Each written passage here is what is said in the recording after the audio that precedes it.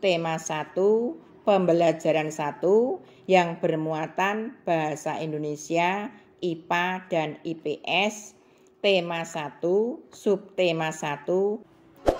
Assalamualaikum warahmatullahi wabarakatuh. Selamat pagi anak-anak. Bagaimana kabarmu hari ini? Bu Guru berharap kalian dalam keadaan sehat walafiat. Kita bertemu kembali dengan Bu Pariem untuk pelajaran kelas 6, tema 1, subtema 1, pembelajaran 1 yang bermuatan IPA dan IPS. Tema 1, subtema 1, pembelajaran 1. Sebelum kita mulai pelajaran kita berdoa dahulu ya, menurut kepercayaan masing-masing. Berdoa mulai. Selesai. Anak-anak, tonton video ini sampai selesai ya. Banyak ilmu yang akan kalian dapat. Bu Guru minta tolong tombol loncengnya dibunyikan ya. Juga tombol subscribe-nya tolong dipencet. Baiklah anak-anak, kita langsung mulai pembelajaran ya. Manfaat tumbuhan bagi kehidupan adalah sebagai sumber energi, sebagai sumber vitamin agar kita tetap sehat, sebagai sumber oksigen, sebagai pengikat air tanah, sebagai peneduh dan memperindah kehidupan. Bagi hewan, tumbuhan sebagai sumber energi. Tumbuhan merupakan sumber energi bagi hewan dan manusia. Tumbuhan adalah produsen, yaitu penghasil cadangan makanan bagi hewan dan manusia. Kamu buka bukumu halaman 2. Di situ tertulis cerita bagaimana jagung berkembang biak. Jagung merupakan salah satu tanaman yang dijadikan bahan makanan pokok di berbagai negara. Salah satunya adalah Indonesia. Seorang petani jagung memulai pembiakan tanamannya dengan menanam biji jagung. Setelah 3-4 hari, bakal tanaman akan muncul di permukaan tanah. Tanaman jagung akan terus tumbuh menjadi besar. 3 hingga 3,5 bulan, buah jagung dapat dipanen oleh petani. Buah jagung yang berbentuk seperti tongkol pada mulanya berupa sekuntum bunga. Bunga jagung memiliki helai-helai rambut halus pada bagian ujungnya. Pada helai rambut tersebut terdapat tepung sari. Tepung sari akan terbawa angin, sebagian akan jatuh di kepala putik yang terletak di bagian bawah bunga pada pohon jagung yang lain. Ketika itulah terjadi pembuahan. Setelah terjadi pembuahan, bunga jagung tersebut terus berkembang hingga menjadi buah jagung. Perkembangan itulah yang dapat diamati dari waktu ke waktu. Buah jagung akan siap dipanen ketika rambut jagung sudah berwarna kecoklatan dan bagian tongkolnya sudah mengering. Apabila buah jagung tersebut dikupas, akan memperlihatkan biji jagung yang kekuningan. Bagian yang dimakan oleh manusia adalah biji jagung. Supaya jagung selalu tersedia sebagai bahan makanan manusia, maka petani jagung harus menanam kembali sebagian biji jagung dari hasil panen. Biji jagung yang tua dapat ditanam kembali. Disinilah akan dimulai lagi perkembangbiakan jagung. Setelah kalian membaca dan mencermati bacaan tadi, sekarang tugas kalian menentukan ide pokok dan informasi penting dari teks yang kalian baca. Tulislah dalam buku tugasmu. Jika kalian mengalami kesulitan, kalian boleh tanya kepada orang tuamu atau bertanya kepada Bu Guru lewat WA. Yang nomornya tertulis di deskripsi ya. Anak-anak, marilah kita sekarang mengamati gambar bunga. Salah satu contoh tumbuhan yang berkembang biak dengan bunga adalah tumbuhan jagung. Tepung sari pada bunga jagung akan terbang terbawa angin ketika bertiup. Tepung sari akan terbawa angin, sebagian akan jatuh di kepala putik yang terletak di bagian bawah bunga pada pohon jagung yang lain. Ketika itulah terjadi pembuahan. Perkembangbiakan ini dinamakan perkembangbiakan generatif. Nah, sekarang amatilah gambar bagian-bagian bunga berikut ini. Ini bunga sempurna, terbukti ada benang sari, yaitu alat kelamin jantan pada bunga, dan ada kepala putik, yaitu alat kelamin betina pada bunga. Ada juga tangkai bunga, dasar bunga, kelopak bunga, ada mahkota bunga, dan juga ada bakal. Perkembangbiakan generatif yang biasa disebut dengan perkembangbiakan secara kawin terjadi melalui proses penyerbukan atau pembuahan, yaitu jatuhnya serbuk sari ke kepala putik. Setelah terjadi penyerbukan pada serbuk sari, tumbuh buluh serbuk sari yang menuju ke ruang bakal biji. Kemudian serbuk sari akan masuk ke ruang bakal biji melalui buluh serbuk sari. Di dalam ruang bakal biji terjadi pembuahan, yaitu peleburan serbuk sari atau sel kelamin jantan atau spermatozoid dengan kepala putik atau sel kelamin betina atau sel telur. Nah, hasil pembuahan ini adalah sigut namanya. Sigut berkembang menjadi lembaga, lembaga berkembang menjadi bakal biji berkembang menjadi biji dan bakal buah, kemudian bakal buah berkembang menjadi daging buah. Lembaga yang berada di dalam biji merupakan calon tumbuhan baru. Tumbuhan yang berkembang biak secara generatif antara lain padi, mangga, durian, dan jambu. Masih semangat mengikuti pelajaran ya anak-anak? Sekarang tugas berikutnya, silahkan berdiskusi. Amatilah lingkungan di sekitarmu. Temukan satu jenis tumbuhan yang sedang berbunga. Gambarkan bagian-bagian bunga dan tuliskan cara penyerbukannya pada kolom berikut ini. Kamu buka bukumu halaman 6. Sampaikan hasilnya kepada teman kelompokmu, orang tuamu, atau keluargamu. Adakah perbedaan dengan hasil temanmu? Apakah perbedaannya? Diskusikan perbedaan tersebut dengan temanmu. Menurutmu, apa manfaat perkembangbiakan generatif? Carilah informasinya dan tuliskan pada tempat yang disediakan. Anak-anak, sekarang kita memasuki muatan IPS tema 1, subtema 1, pembelajaran 1 ya.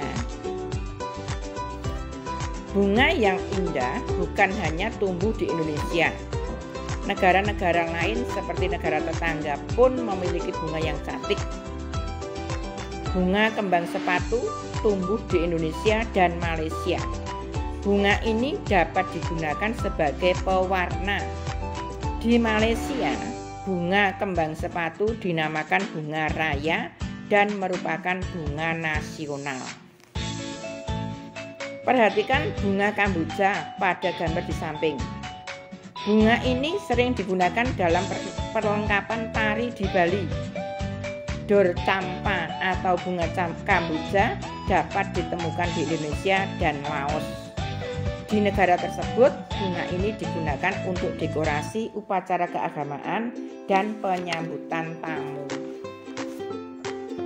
Malaysia, Laos, dan Indonesia hidup berdampingan. Meskipun berbeda negara, namun ketiganya memiliki persamaan dalam kehidupan sosial dan budaya. Masih banyak negara lainnya yang memiliki kesamaan. Oleh karena itu, mereka menggabungkan diri dalam suatu organisasi yang bernama ASEAN, yaitu Persatuan Negara-Negara Se-Asia Tenggara. Anak-anak, coba perhatikan peta berikut ini. Yang pertama adalah negara Myanmar dengan warna ungu. Yang kedua, Laos dengan warna coklat. Yang ketiga, Filipina. Keempat, Vietnam. Warna hijau adalah negara Thailand, merah Kamboja, berikutnya Malaysia, Brunei Darussalam yang kecil, Singapura, dan Indonesia dalam peta berwarna kuning. Menambah wawasanmu tentang negara-negara ASEAN, bacalah informasi berikut dengan seksama. ASEAN berdiri pada tanggal 8 Agustus tahun 1967 atas dasar Deklarasi Bangkok. Pada saat itu, ASEAN terdiri dari 5 negara, yaitu Indonesia, Malaysia, Thailand, Singapura, dan Filipina. Para utusan dari kelima negara tersebut yang sekaligus merupakan tokoh-tokoh pendiri ASEAN adalah Adam Malik dari Indonesia, Tun Abdul Razak dari Malaysia, Tanat Koman dari Thailand, S. Rajaratnam dari Singapura, dan Narcisco Ramos dari Filipina. ASEAN harus dapat memberikan manfaat bagi semua anggotanya. Untuk itu, berbagai kerjasama dikembangkan untuk memajukan kesejahteraan semua anggotanya. Kerjasama di bidang ekonomi, sosial, budaya, serta politik dikembangkan demi kemajuan semua anggota. Manfaat yang dirasakan oleh anggota-anggota ASEAN membuat semakin banyak negara yang kemudian bergabung dengan organisasi ini. Saat ini ada 10 negara yang menjadi anggota ASEAN. Berdasarkan urutan waktu bergabungnya, negara anggota ASEAN tersebut adalah 1. 5 negara pendiri, yaitu Indonesia, Malaysia, Thailand, Singapura, dan Filipina yang bergabung pada tanggal 8 Agustus 1967, yaitu pada saat ASEAN berdiri. Kemudian urutan yang kedua adalah Brunei Darussalam yang bergabung pada tanggal 7 Januari 1984. Ketiga, Vietnam yang bergabung pada tanggal 28 Juli 1995. 4. Laos dan Myanmar yang bergabung bersamaan, yaitu pada tanggal 23 Juli tahun 1997. Kemudian yang kelima adalah Kamboja yang bergabung pada tanggal 30 April tahun 1999. Masyarakat negara-negara ASEAN memiliki kehidupan sosial budaya yang unik. Kamu dapat mempelajarinya dengan membaca teks berikut. Kehidupan sosial budaya masyarakat ASEAN. Yang pertama, Brunei Darussalam. Di negara Brunei Darussalam ada kampung yang terkenal adalah Kampung Ayer, desa terapung di Brunei Darussalam. Budaya Brunei banyak dipengaruhi oleh ajaran Islam. Mayoritas penduduknya adalah orang Melayu. Kata Brunei berasal dari kata nah baru yang diucapkan oleh Awang Alak Betatar, penemu negara ini.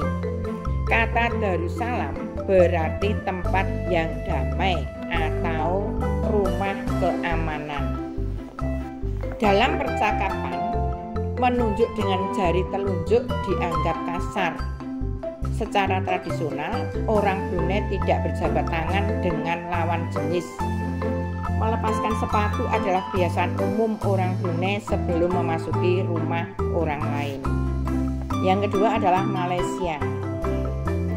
Patung Dewa Murungga di Malaysia merupakan patung berukuran 42,7 meter.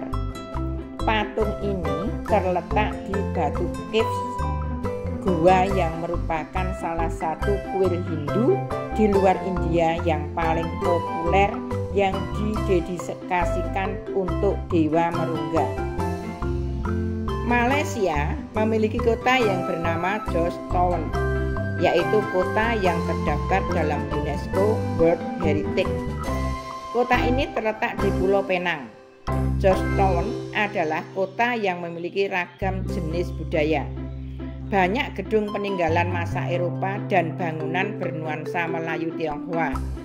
3 kaum utama di Malaysia adalah Melayu, Tionghoa, dan India. Musik tradisionalnya banyak dipengaruhi budaya Tionghoa, Islam, India, dan Indonesia. Makanan khasnya adalah nasi lemak. Kemudian yang ketiga adalah Filipina. Budaya Filipina merupakan hasil perpaduan antara budaya barat dan timur. Kehidupan budayanya dipengaruhi oleh budaya Melayu, Tionghoa, dan Spanyol. Bahasa Filipina adalah bahasa nasional dengan bahasa Inggris sebagai bahasa pengantar untuk urusan perdagangan atau pergaulan. Ada 8 dialek utama yang digunakan oleh masyarakat Filipina, yaitu Tagalog, Cebuano, dan lain-lain. Po dan opo adalah sebutan orang Filipina terhadap orang yang lebih tua. Mereka memanggilnya dengan menggunakan kata-kata seperti kuya, ate, manong, atau manang yang menunjukkan rasa penghormatan. Jabat tangan adalah bentuk salam yang paling sering dijumpai di Filipina. Anak-anak, tarian di Filipina yang terkenal adalah tarian tinikling. Tarian ini menceritakan tentang burung tinikling yang berjalan melompat menghindari perangkap bambu petani padi. Masih semangat ya anak-anak? Yang keempat adalah Kamboja. Banyak candi di Kamboja terbuat dari batu. Dewa-dewa dari agama Hindu dan Buddha terukir pada tembok.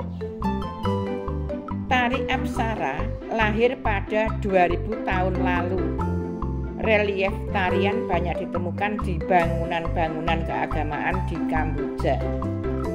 Orang Khmer mengenakan syal kotak-kotak yang disebut krama. Pria dan wanita Khmer mengenakan bandul Buddha pada kalungnya. Tujuannya adalah untuk menjaga dari roh jahat yang membawa keberuntungan.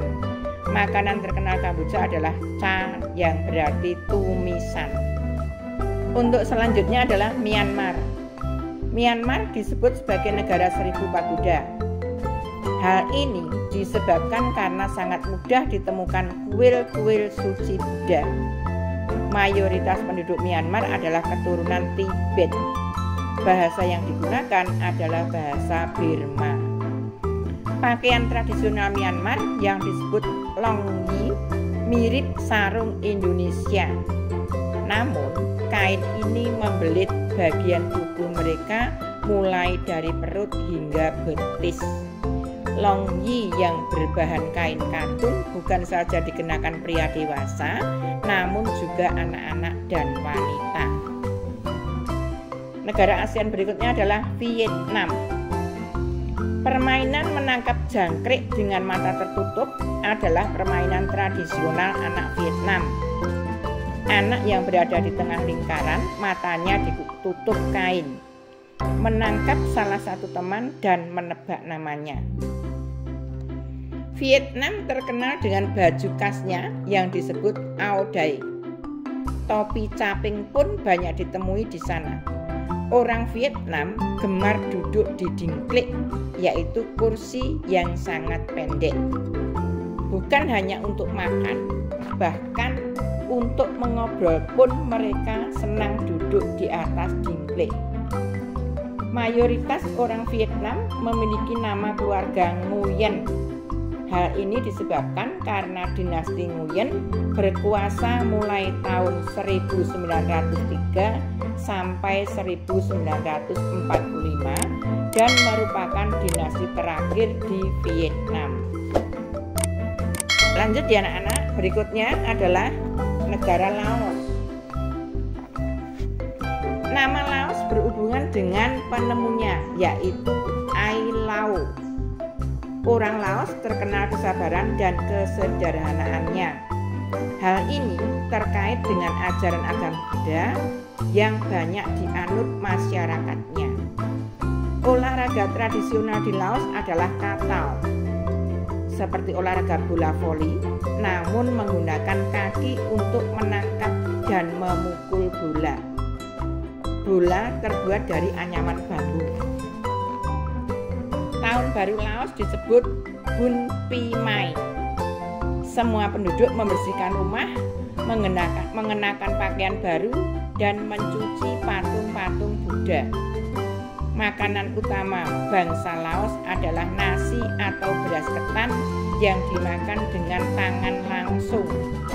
Orang Laos menyebut dirinya Luk Khao Miao, yang artinya anak turun nasi ketan. Upacara sakral pemberian sedekah atau dikenal dengan Sai Bat merupakan upacara di Laos.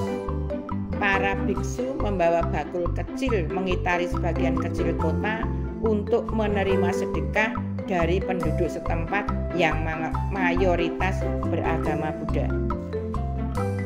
Anak-anak masih semangat mengikuti pelajaran ya? Negara yang berikutnya adalah Singapura. Singapura memiliki lambang negara yaitu Merlion. Merlion adalah patung berkepala singa dan berbadan ikan.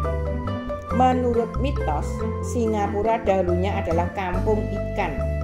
Kampung ini bernama Temasek yang berasal dari bahasa Jawa yang artinya lautan. Singapura berasal dari kata Sanskerta yang berarti kota singa. Penduduk Singapura berasal dari Tionghoa, Melayu, India, dan Eropa. Kaum Babah adalah sebutan bagi keturunan Cina Melayu. Singapura memiliki 4 bahasa resmi, yaitu Melayu, Mandarin, Inggris, dan Tamil. Masyarakat Singapura memiliki budaya jalan kaki. Sekitar 80% masyarakatnya memilih untuk berjalan kaki kemana-mana. Hal ini disebabkan harga kendaraan, yaitu mobil dan bahan bakar, sangat mahal. Kepiting cabai adalah makanan yang sangat digemari masyarakat Singapura. Nah, selanjutnya adalah negara Thailand. Thailand adalah satu-satunya negara di ASEAN yang tidak pernah dijajah bangsa Eropa. Thailand dalam bahasa Thai adalah Pratet Thai, yang artinya tanah kebebasan. Sejak tahun 1800-an, Thailand berubah nama, antara lain Siam dari bahasa Sanskerta yang artinya gelap atau coklat, dan Thailand. Ramakin adalah cerita nasional Thailand yang mempengaruhi kehidupan masyarakatnya. Di Thailand, kepala adalah bagian tubuh yang paling dihormati. Tidak ada orang yang akan berani menyentuh kepala, bahkan kepala anak-anak. Sebaliknya, bagian kaki dianggap bagian yang paling hina karena dipakai sebagai alat untuk menapak di tanah. Oleh sebab itu, kaki tidak boleh dihadapkan ke patung suci atau orang lain. Indonesia dan Thailand memiliki tradisi minum teh. Di beberapa daerah di Indonesia, kebiasaan minum teh dilakukan secara turun-temurun. Salah satunya adalah teh yang diseduh di poci. Oleh sebab itu, teh tersebut dinamakan dengan teh poci. Di Thailand, teh disajikan dengan susu dan rempah-rempah. Teh tersebut dinamakan Thai iced tea dan disajikan dingin. Bagaimana dengan kehidupan budaya di Indonesia? Diskusikanlah budaya dan kehidupan sosial masyarakat Indonesia dengan temanmu dan orang tuamu. Kamu dapat menumpahkan tambahan informasi melalui gurumu atau buku bacaan di perpustakaan, atau boleh juga mencari browsing melalui internet. Berikutnya adalah kondisi geografis Asia Tenggara.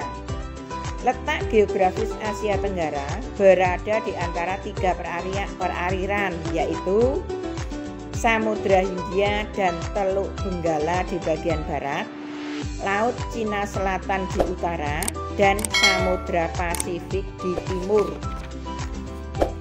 Wilayah Asia Tenggara dibagi menjadi 2 dataran, yaitu 1. Daratan berbentuk semenanjung.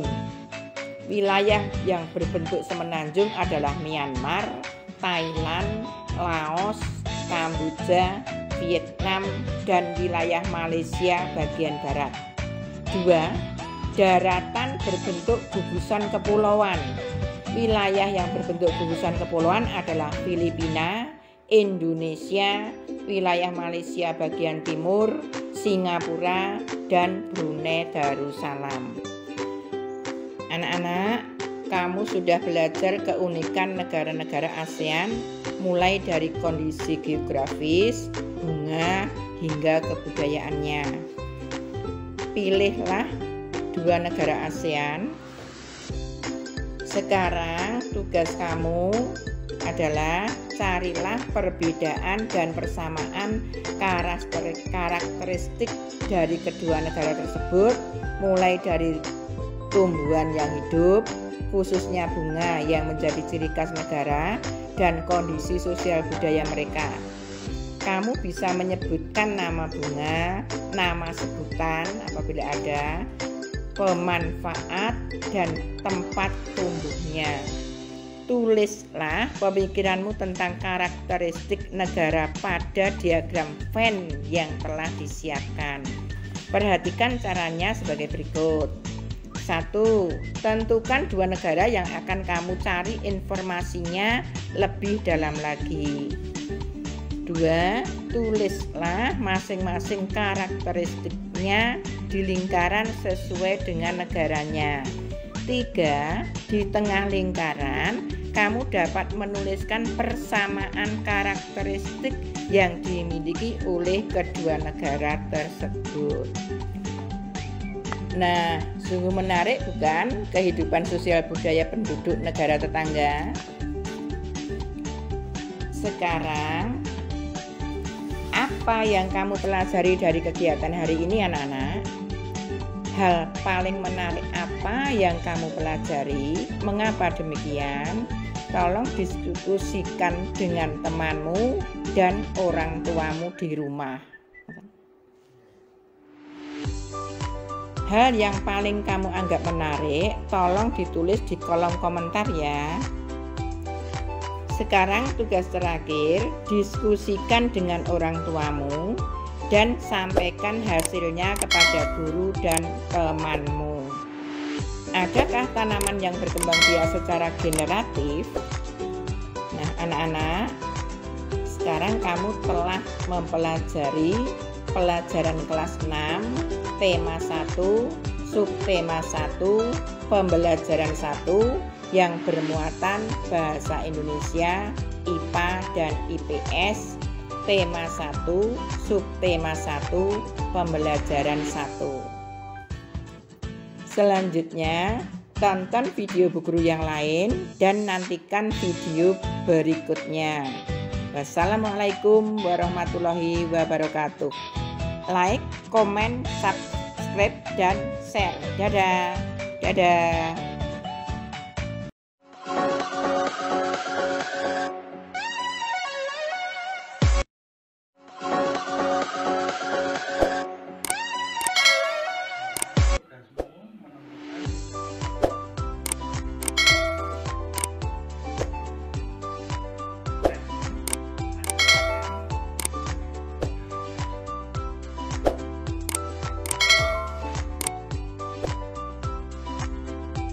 Yang terdaftar dalam UNESCO World Heritage.